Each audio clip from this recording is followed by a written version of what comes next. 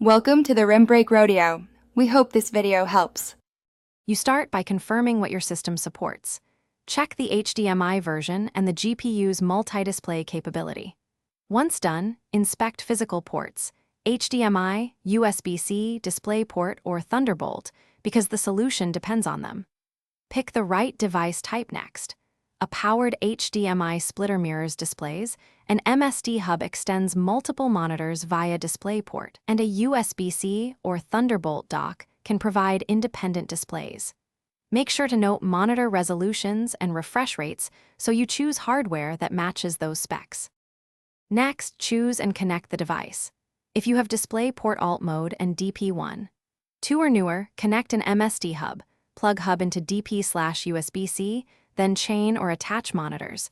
Install drivers if prompted. If your system supports Thunderbolt or USB-C with DisplayPort Alt Mode, use a dock with multiple HDMI outputs.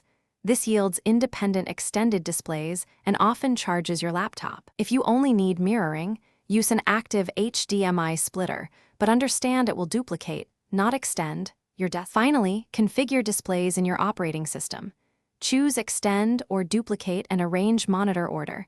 Set native resolutions and refresh rates for each monitor to avoid scaling issues.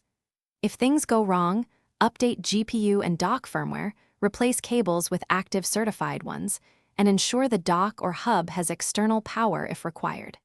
As a key troubleshooting tip, if one monitor stays black, test each monitor individually on a known good port, then power cycle the hub or dock and reconnect in a different order. Thanks for watching. Consider subscribing if we helped you.